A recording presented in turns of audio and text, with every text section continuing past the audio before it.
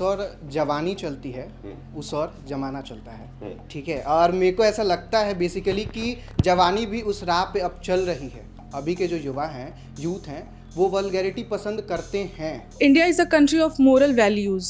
We keep moral values over all other things, whether it's freedom of speech, whatever the laws and whatever the country, free media, whatever.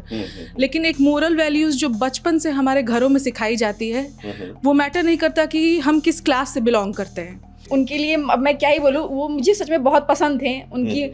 वो even बहुत ज़्यादा सनातनी चीज़ों को वो करते हैं, फॉलो करते हैं, योगा करते हैं, हमारे बहुत से पूर्वजों के बारे में बातें करते हैं। ऐसे मैंने उनके बारे में बहुत सी चीज़ देखी हैं, बट ये चीज़ देखने के बाद थोड़े से वो डाउन हो गए हैं मेरी नज़रों में। Hello there. I've just stepped out of the studio and you would watch my previous video on Ranveer Allahabadia and Samay Raina's controversial remarks in the show India Got Latent, and that has now brought me to this informal setup where my colleagues, my friends are there working and finishing their daily chores at work, and now we try and understand from these young individuals that this creativity, the freedom that has been taken, this creative liberty by the so-called comedians. I personally am offended, I would rather say.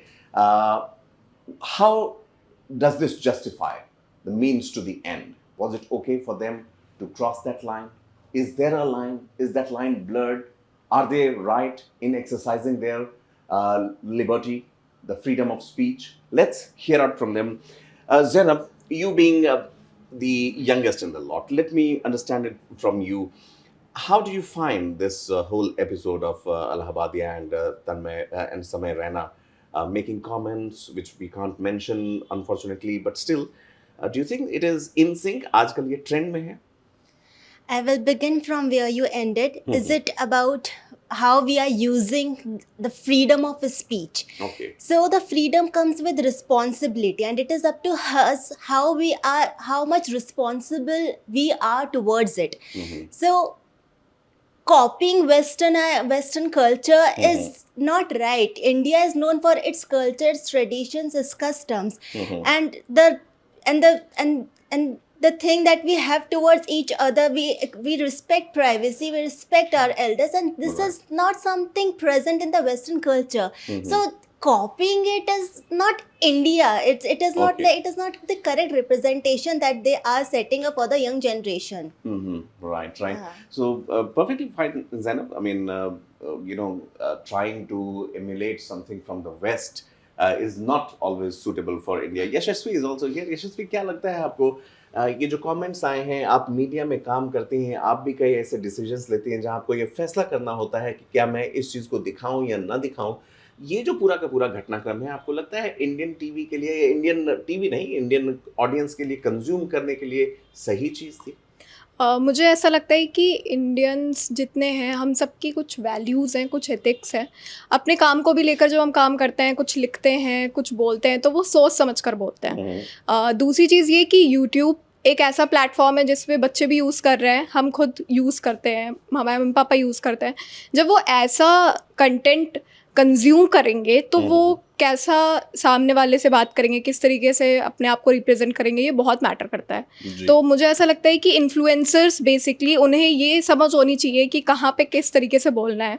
दूसरी चीज़, Ranveer is like बहुत सारे youth का एक तरीके से icon है वो, and उससे पीएम से भी रिकॉग्निशन मिला है। So I feel a little bit bad कि मतलब इतने बड़े पर्सन को मतलब कैसे आप ऐसे बोल सकते हो इतने बड़े प्लेटफॉर्म पे। बिल्कुल यशस्वी, बहुत बहुत धन्यवाद। मुकुंद, यहाँ पर हम देख रहे हैं कि क्लियरली कोई सपोर्ट तो मैं नहीं कह रहा हूँ, इंडिविजुअलिस्टिक बात तो ये बिल्कुल ही नहीं है, लेकिन जो पूरा फिनोमेना है, जो पूरी का पूरा घटनाक्रम है, कहीं ना कहीं आपको ज़रूर थोड़ा सा झकझोरता है, और मे बी शायद यही वो एक क्लिक है जिसकी वजह से उनका शो भी चल पड़ा है। क्या ये कोई ऐसी टैक्टिक होती है? पंकज सर, मैं एक बात बताऊंगा, हो सकता है मुझे भी इसके बाद लोग ट्रोल करना शुरू करें। मैंने ऑलमोस्ट सारे एपिसोड देखे हैं ये इंडियाज़ गॉट लैटेंट के हैं, और समय का मैं बड़ा फ़ैन हूँ, डार्क ह्यूमर एंजॉय करता हूँ। लेकिन जिस घटनाक्रम पर हम अभी बात कर रहे हैं और जिसमें माता पिता को इन्वॉल्व किया गया है, ये वो असंवेदनशील टिप्पणी है जिसको शायद मेरे सा ऑडियंस भी, जो उनका बड़ा फ़ैन है, वो भी बर्दाश्त नहीं कर पाएगा। बात होती है यहाँ पे जिस क्रिएटिव फ्रीडम की हम बात कर रहे हैं, वो क्रिएटिव फ्रीडम यहाँ इस शो से बहुत पहले गायब हो गई थी। अगर आपको सिर्फ भद्दी कॉमेडी इंजॉय करनी है या फिर डार्क ह्यूमर जो आजकल यूथ सोसाइटी में कहीं ना कहीं बने रहने के लिए, एक्सेप्टेंस के लिए किसी को पसंद आ रही नहीं आ रही है, वो बस कि हाँ भाई मैं कूल नजर आऊं तो इस कॉमेडी का मैं हिस्सा बन जाता हूँ। ये डार्क कॉमेडी शायद मुझे समझ भी नहीं आ रही, लेकिन मैं उसके बावजूद भी हंस रहा हूँ उसके साथ। कमेंट में आज आप कोई भी इंस्टा पोस्ट उठाएंगे उसके नीचे डार्क कॉमेडी ही आपको नजर आएगी। शायद हम में से बहुत सारे लोग होंगे जो समझ ही नहीं पाएंगे पहली नज़र में उसे देख के।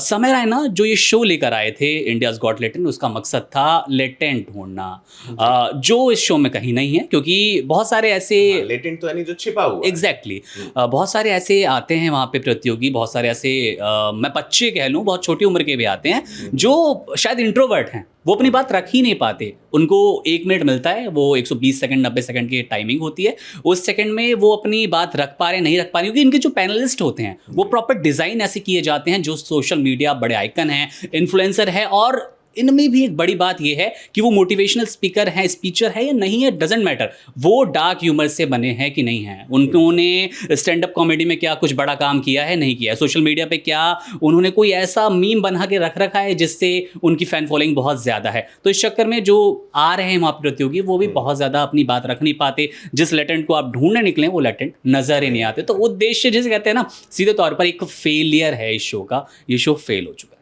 चलिए ठीक है, verdict is out. Thank you so much Mukund. हमारे साथ अभी यहाँ पर उपाध्याय जी हैं, आशुतोष हमारे सहयोगी हैं, अभी अभी कुंभ से भी आप लौटे हैं।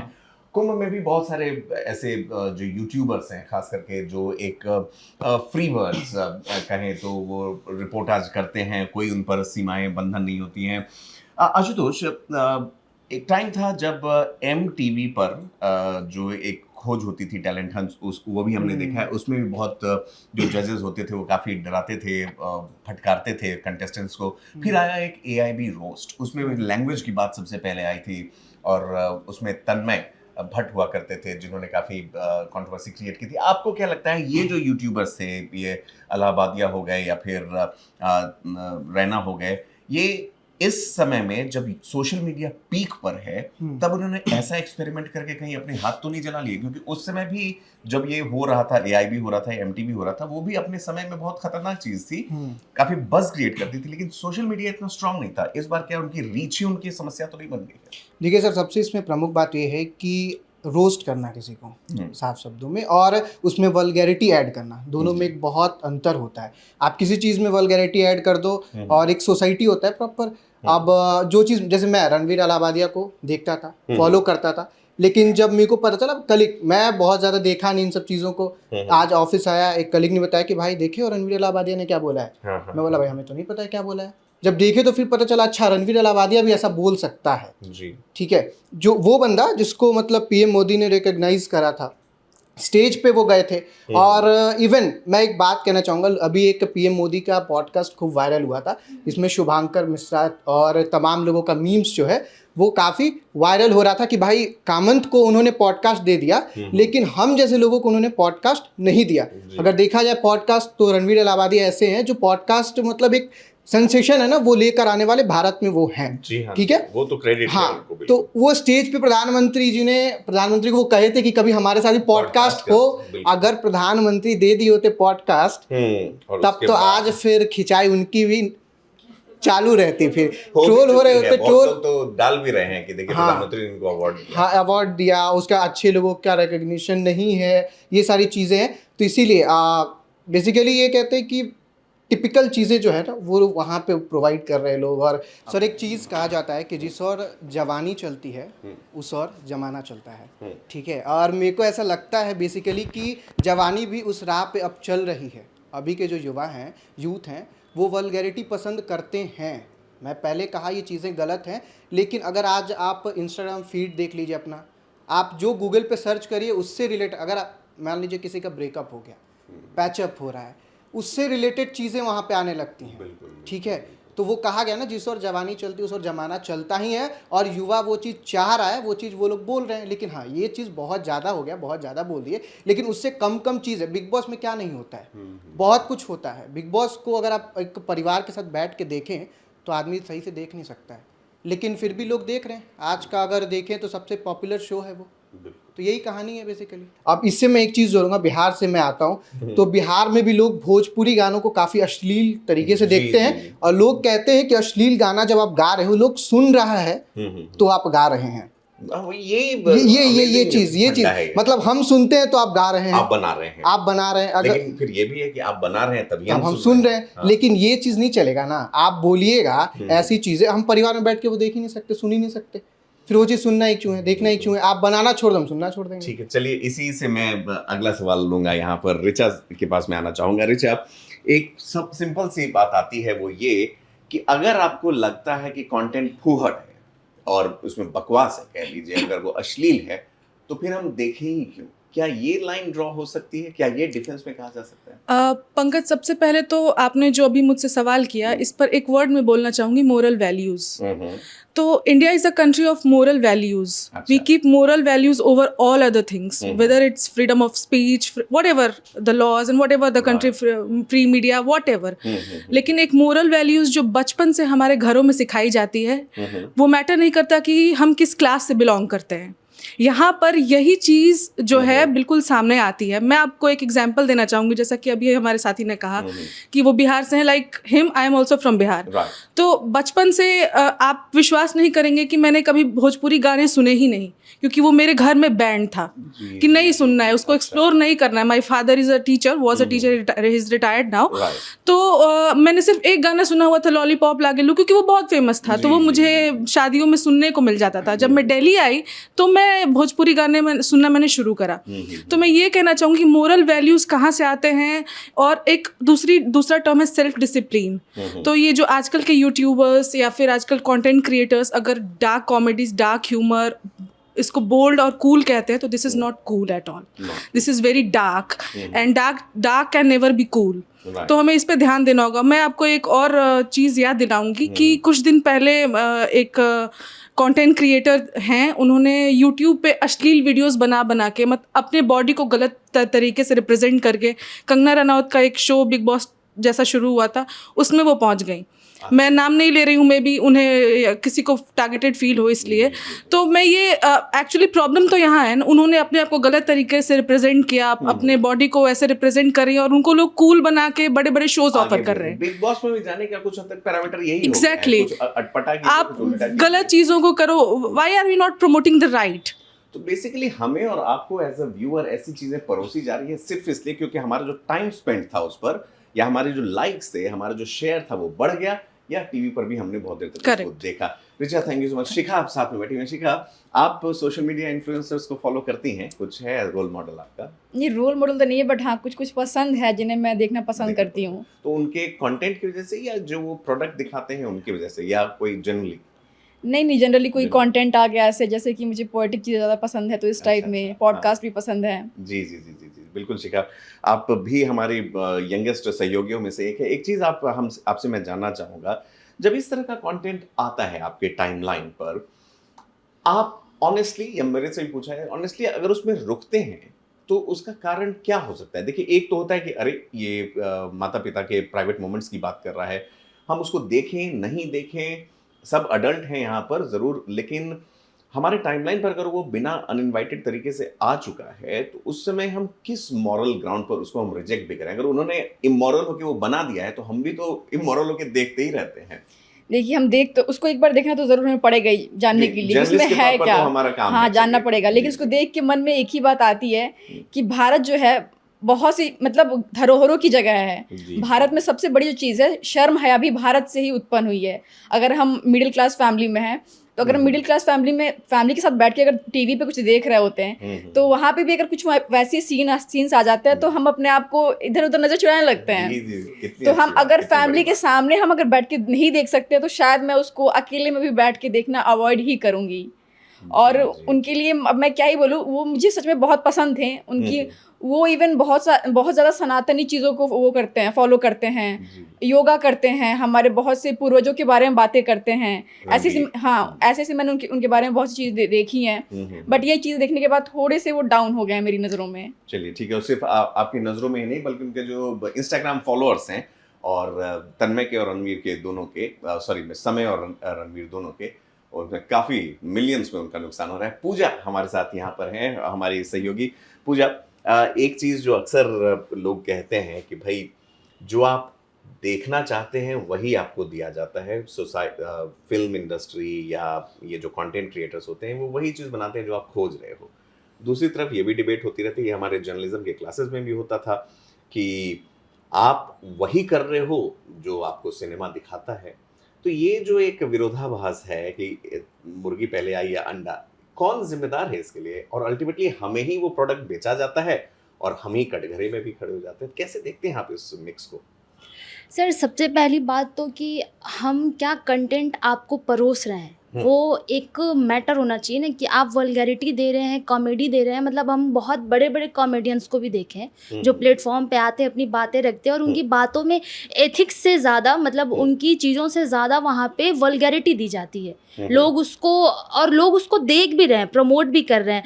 अभी रणवीर ने जिस तरह की बात की, हालांकि मैं किसी भी सोशल मीडिया इन्फ्लुएंसर्स की ना तो फ़ैन हूँ ना मैं उनको देखती हूँ, मुझे बिल्कुल पसंद नहीं है, लेकिन मैंने रणवीर की कुछ चीज़ें देखी जिसमें वो अध्यात्म को लेके काफ़ी बात करते हैं। कई बड़े बड़े आध्यात्मिक गुरु उनके पॉडकास्ट में जा चुके हैं, वो राजनीति के बड़े बड़े धुरंधर जा चुके हैं।